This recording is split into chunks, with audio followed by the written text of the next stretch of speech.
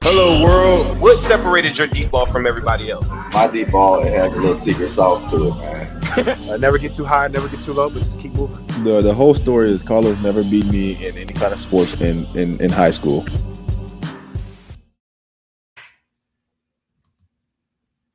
Welcome to the Orange is the New Black podcast. I'm your host, Ace Boogie, joined by my co-host, Zim Hude. Zim, say what's up. Hello, world.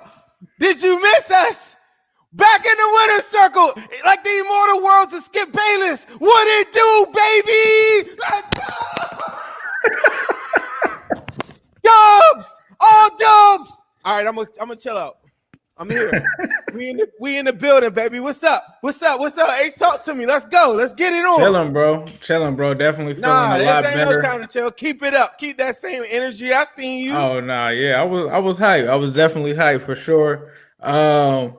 But man, it feels good, like you said, bro, to be in the winner's circle. I think you text me right after the game and you said something that stuck out to me. You said winning cures all. And I think that was definitely the case, especially today, man. I think like I had a moment of realization. Like I think people were telling me like you haven't been being yourself. And I'm like, what do they mean by that? And I think like when I've done a lot of the recap videos after us losing so many games and stuff like that, it kind of took the energy out of me. And like today, like my whole Sunday has been nothing but positive. Like everything's been good. And, you know, it was just dope to see what happened. Like for it to happen against a good team, right? Because it's one thing to beat like a so-so team or something like that, but to go in there with the odds stacked against you with, you know, the offensive line, like we hear this morning, Michael Jordan's out, and it's just like, wow, it's just crazy, like what's going to happen.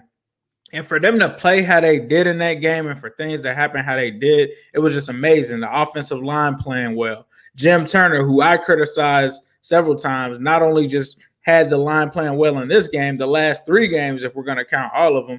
Zach Taylor, if you guys have noticed, I've stopped really talking about Zach Taylor because the last 3 or 4, so maybe even 4 to 5 games, he's brung it. And then you also talk about, I think, Lou Anarumo. Like we were killing him. Everybody was killing him last weekend. And even though he still had some miscues here and there, he still started calling some fire, like with those blitzes and stuff like that. Like, so this team just really came full circle. And there wasn't much negative. I know that there was one negative aspect, which we'll probably get into in this game. But outside of that, it was just great to see this happen, I think, especially going into the bye week, because it's already been a long season for us.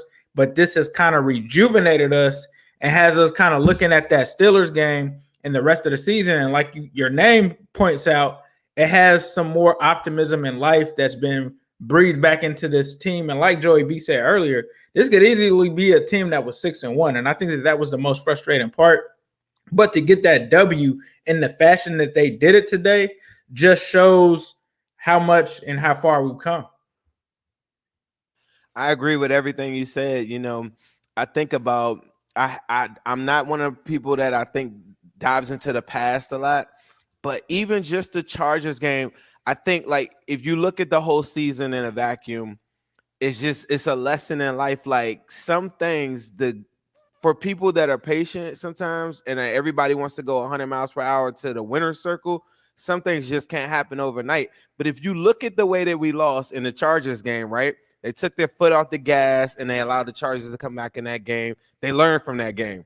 The Eagles game, they go into, you know, like these preventive like defenses, whatever, and Carson Wentz comes up, scrambles, gets the touchdown. They learn from that game. So they come back and they say, well, we're going to play man defense you know, like on the Browns game, you know, like right. They learned. And then so then what do you see today? You see like a mix of everything, and some of the blitzes that like the Logan Wilson sack or whatever, like it's just so crazy because the Browns game, one thing that gets lost in that game is, and a lot of players alluded to this, if Mackenzie Alexander makes that sack on the first play of that overtime, the game is pretty much over right there. And, you know, today I saw like the same kind of blitz call. They disguise it and act like Mackenzie's going to rush it up the middle. Then he comes over and they did the same stunt. And the difference is it got home today and Logan Wilson gets the sack. But, you know, like just rewinding the clock on some of these things, they're just learning from their mistakes.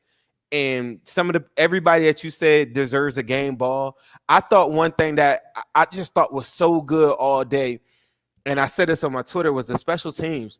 I felt like the special teams, like Brandon Wilson had a big return, but just all the gunners, like every time when they did punt the ball, they made them pay for it, the field position, everything, even all the way to the end of the game. Huber puts the ball like where he's got to put it. GOAT level punt like at the end, because he doesn't really get that many opportunities, and he just made the most of his opportunities. But talk about Billy Price. Nobody gives more shit to Billy Price than me, right? Talk about making the most out of your opportunities. And I'm really, really happy that we can take life lessons and they're learning from their mistakes in those games that they had no business losing. The only difference today, I just thought like mentally it just clicked and they just said, we're going to win, and there's nothing that's going to stop that. The defense in the last game, I never thought it was bad. If you go back and look at the pod, I never criticized the defense in that game because I thought that the coverage was really good in a lot of those instances. The Bryant kid made big plays on Von Bell. Darius Phillips was not out of position. It wasn't no blown coverage. It might have not been the best call in the world for Lou Anarumo to put him on an island, but Darius Phillips was where he had to be in those instances. He just didn't turn his head at those times. Flash forward to this week, they made some of those adjustments so they're not putting so much pressure on one corner to go make a play. William Jackson did his thing with A.J. Brown. People aren't going to talk about it because Tannehill couldn't really target him that much until the end of the game when we go into a cover 3 shell. So just all around great effort. Go look at the Gio touchdown run. Auden Tate's lined up as a tight end. Like many have clamored for him to be, right? Lines up as a tight end, puts a huge block on somebody. Adeniji and Spain, fresh off the couch, come in, hit him right, like take him right off. And it's Jeffrey Simmons is no scrub. Takes him right off, take him right off his assignment, knocks him right off the line of scrimmage. Auden Tate comes in with a block from the tight end position. It's these type of things where somebody says, well, we don't need AJ Green or we don't need Mixon. If your team is playing like that, playing complementary football, offense, defense, whatever, there's an argument for that style, because now that you have number 9, you know, if everybody collectively does what they have to do, then you can win games. And that's what we saw today. Definitely. Got some super chats to get out the way here. Shout out to Jigsaw13, super chat of $2. I want to see Winston Rose play at corner. That's definitely something that could be entertaining. I think Darius Phillips might have gotten hurt in that game. It was a whirlwind. I'm not sure. Someone said pray for Phillips. He tore his y'all already know YouTube gonna try to flag me on that one. But Steven Hoffman, appreciate that, bro. Another super chat as well for $4.99. He says, let's get it started. Appreciate you guys, man. Who Dey Burrow season. So if you're just listening to this from your podcast and stuff like that, whether it's on iTunes, whether it's on Spotify, we do go live. Myself, Ace Boogie of New Stripe City. You can find my YouTube channel with New Stripe City. Zim's also on YouTube as well. So we go back and forth. So in order for you to catch both of us, make sure that you're also subscribed to his YouTube channel that is under the name Zim Who Dey. And when you do that, you can be in these chats and be able to ask us questions and stuff like that with the guaranteed super chat. So appreciate that. Somebody says Zim and Ace are like Burrow and T. Yes, for sure. Definitely. Let's get it. And I could be T, I could be Burrow. I don't give a fuck. As long as we win it, bro, y'all, I could be T. Yeah. Shit, I'll be Mike Thomas if you want me to be. Like, if it's a dub, it's a dub. Yeah, whatever it is, it's a dub, it's a dub. So let's talk about, I guess, AJ Green, right? So I think the only negative out of this game was AJ Green had 2 catches for 19 yards. And he obviously had more targets than that. What were your thoughts on the game that AJ Green had today? Was it something that kind of stuck out to you in terms of his struggles, or what was it? I feel like it's the same thing that we're seeing every week, is that every team that we play is going to get their best corner on AJ Green. So Malcolm Butler, it was his turn. Before then, it was Denzel Ward. First week, it was Casey Hayward. Every team is going to get AJ Green Like, that's just what it is. And it opens it up, I feel like, for T. Higgins. So to me, it's not the worst thing in the world. It's almost like me talking about John Ross opening up the field. AJ Green's going to take the best corner. He's going to make him travel with him every game. And AJ Green has to make those plays in those instances when he does have those opportunities, because now they're going to start to slowly get, limit itself down. He finally jumped. I made this post, and I was talking to Ace like off the air, and I just was like, AJ Green is not jumping for anything, and there's been about 3 or 4 jump ball opportunities where there was a clear cut touchdown or either a pass interference that was to be had. They didn't do it. He didn't do it, and then today he did, and he failed.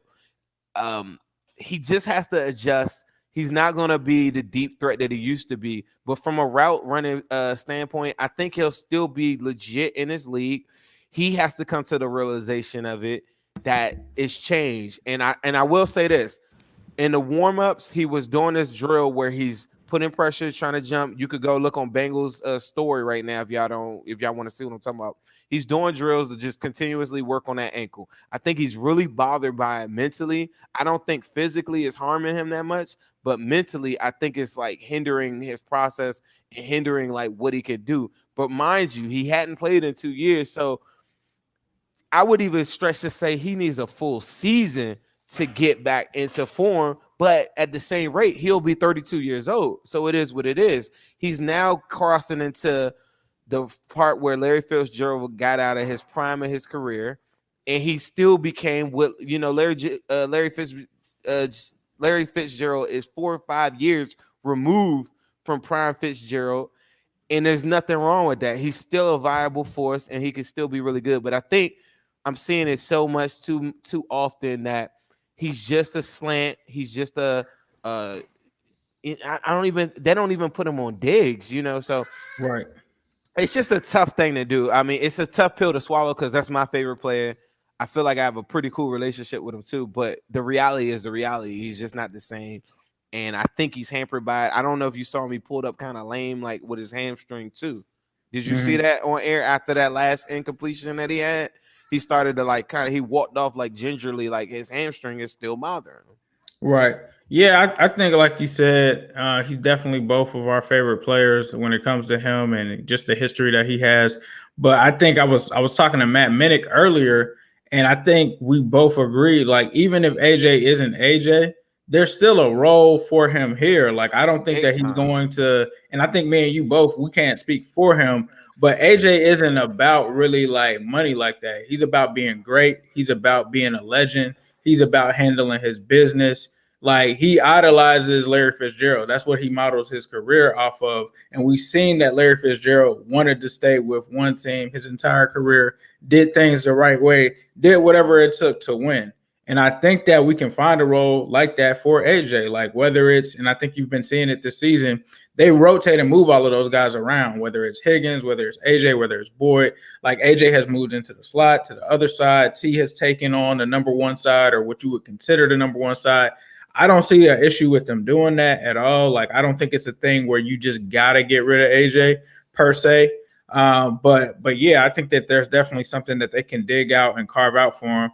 Now, as some people don't know, a lot of this stuff that me and Zim do is not scripted. So, Zim, I'm going to ask you, going into the bye week with this positive momentum that the Bengals have captured. Obviously, they went out and got Spain. They went out and traded Dunlap and got BJ Finney. Are there any other moves that the Bengals could make to bring something in that will help this team in terms of trying to put together, like you said, this 6 out of 8 or whatever run? Quentin Williams? Quentin Williams.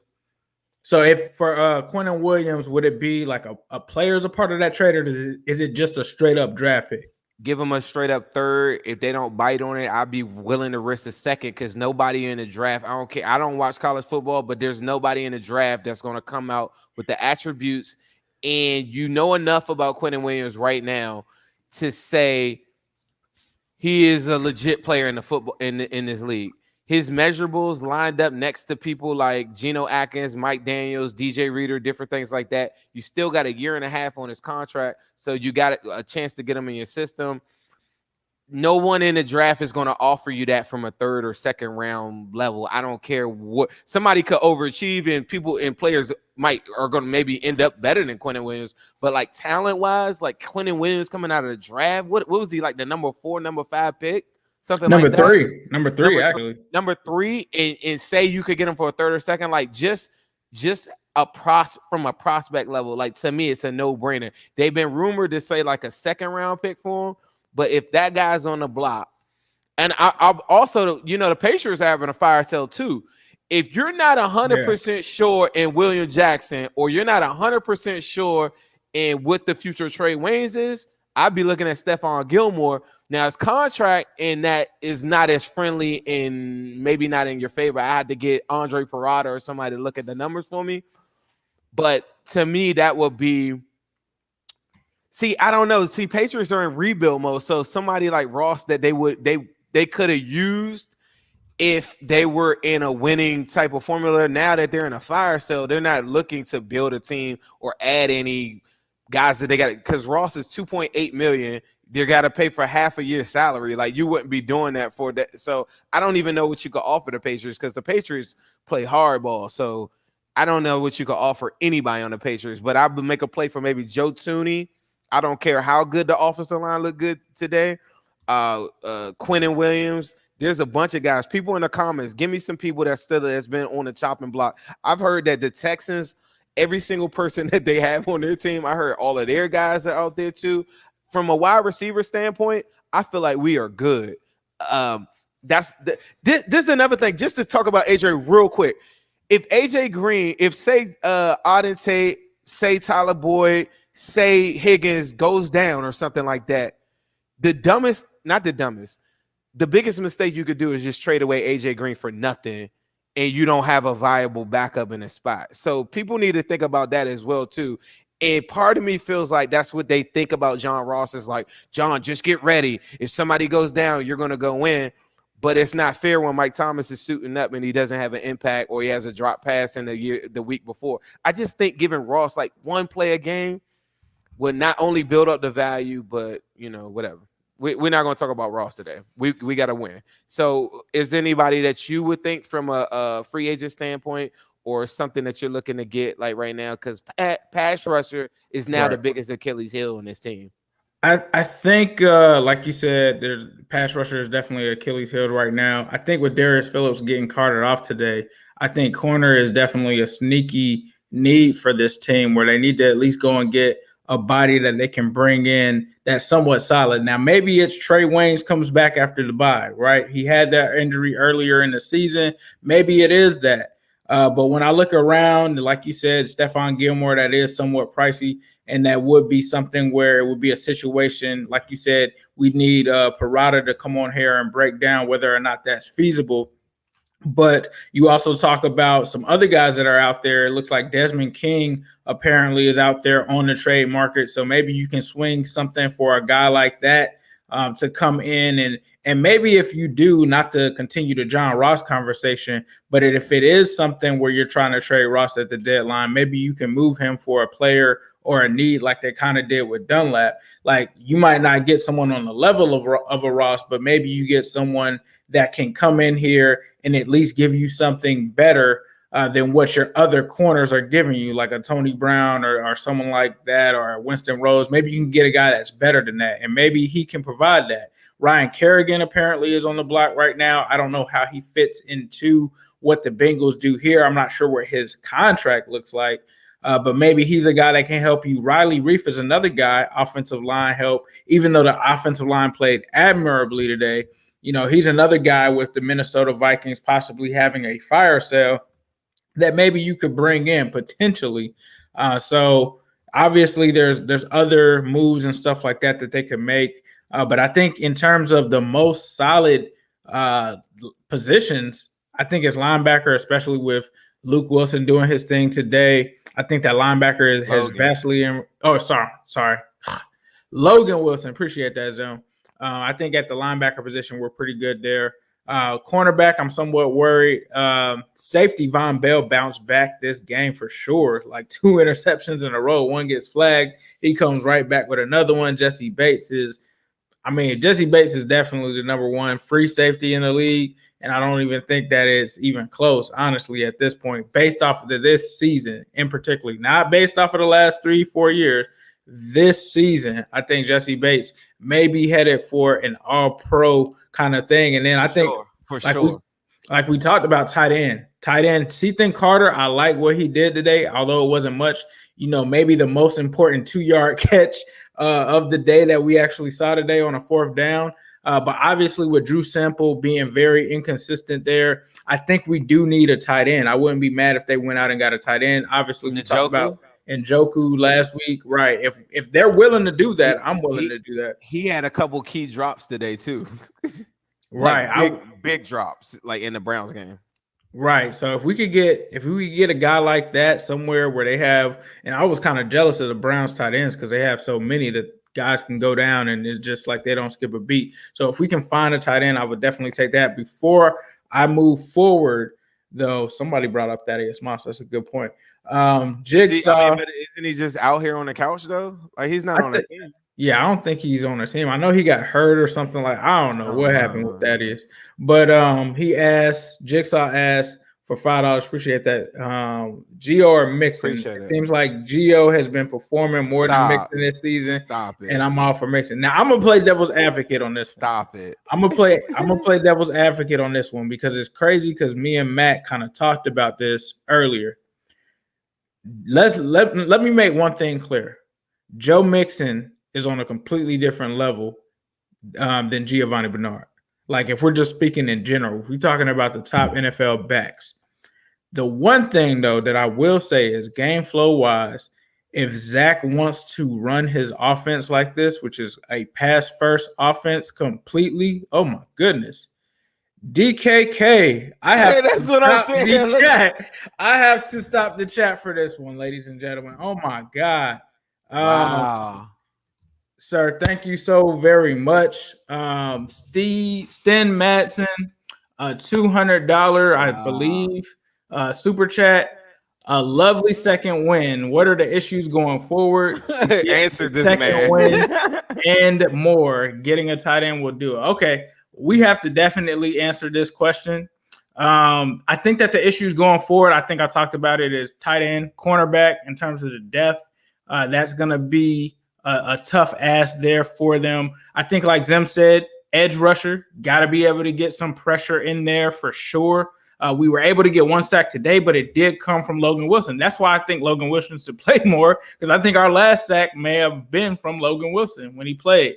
To get a second win and more, I think that they just have to do what they did today. Get up on these teams, which they did against Cleveland. They did against Indianapolis. They just couldn't hold them off. So I think that they have to do that. They have to be consistent.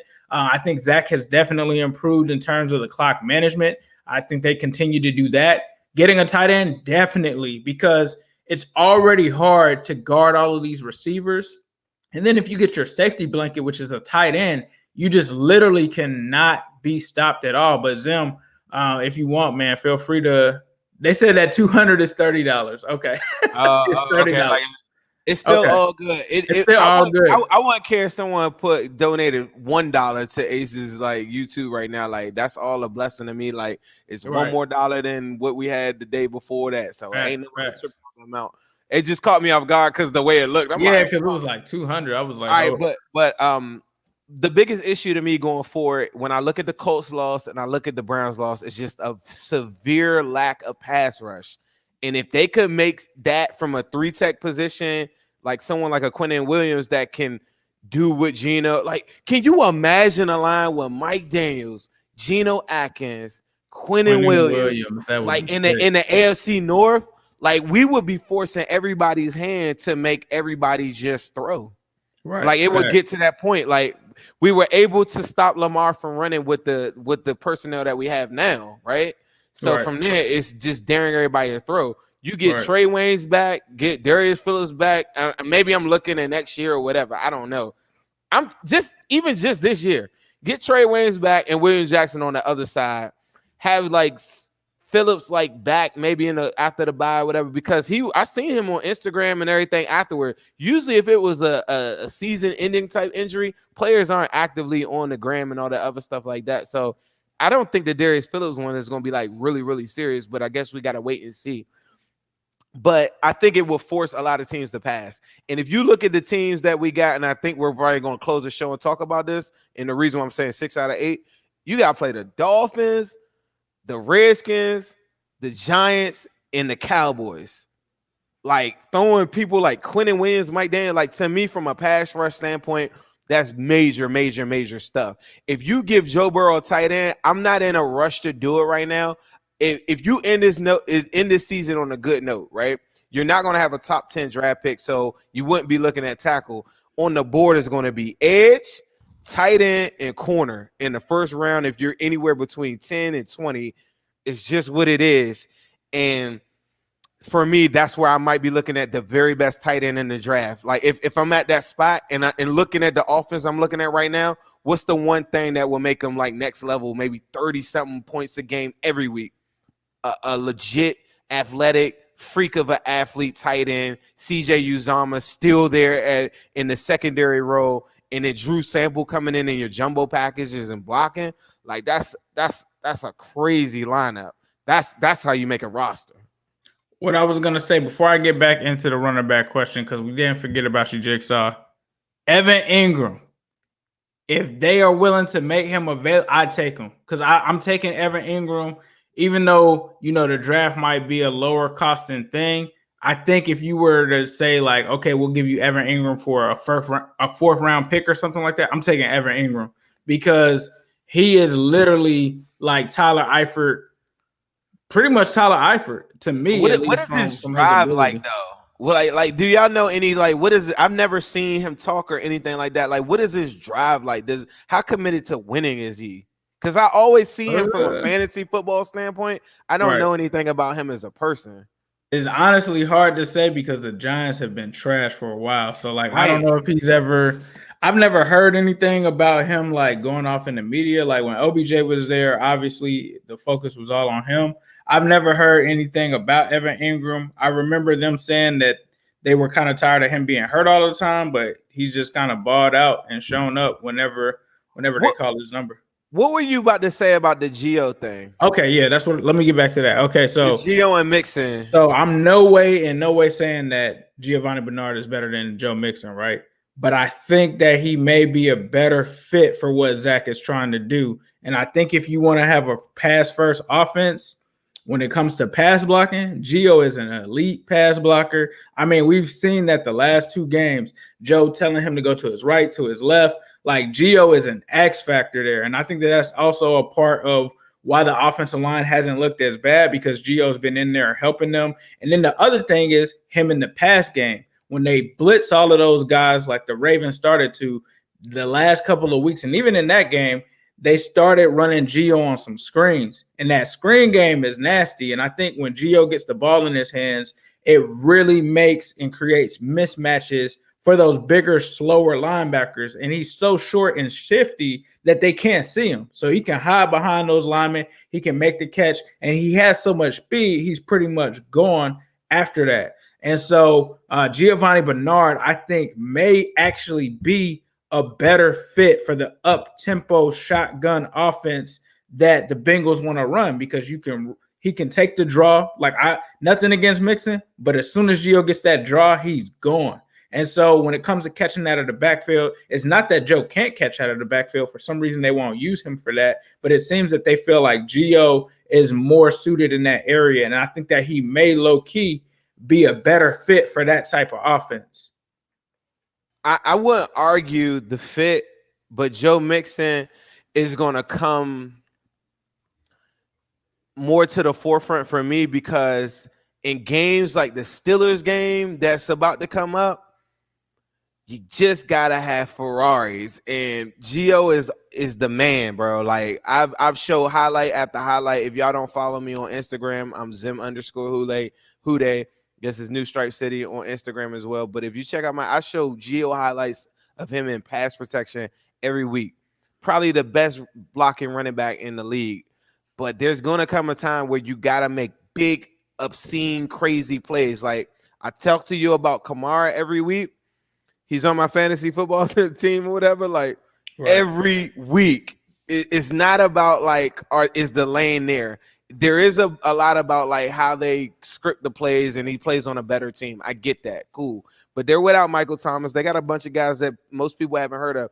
They scheme up different ways for him to get the ball. When he does get the ball in space, first man's missing every single time. And at some point, Joe Mixon's got to turn it all the way on where he's just going to do that on a weekly basis. And when he does that, it coincided with Joe Burrow going crazy. That's something it's something that Gio just can't offer, I think, from a playmaking standpoint. On a game to game basis, he is a viable threat at running back. Like, no questions. Most teams would be happy to have him. Teams, like, had he not performed this well, I think a lot of people would be talking about Gio on the trade block because they didn't like his contract before the season. But now he's starting to earn it, and there's a lot of teams that would love to have Gio. No, I think what you were hitting on is what we saw in that Colts game, right? It was just like Joe Mixon being married to that Joe Burrow passing offense with him hitting Tyler Boyd. Like, we were firing on all cylinders in that game to come out. You talk about AJ Green was on, T. Higgins was on, Tyler Boyd was on, and the run game was on. And I think that's what Zim is alluding to. Like, when you have all of those guys going, it's like unstoppable. Like, there were points in this game, whether it was Samaje Perine or Gio, where it was like, oh, they're only going to get like 2 or 3 yards there. Like, nah, Mixon would be getting like 8 to 10 there. It's a totally different It kind would of have been thing. ugly. It would have been ugly for them. Like, I had a couple of my friends that was fucking, who did we play? Titans.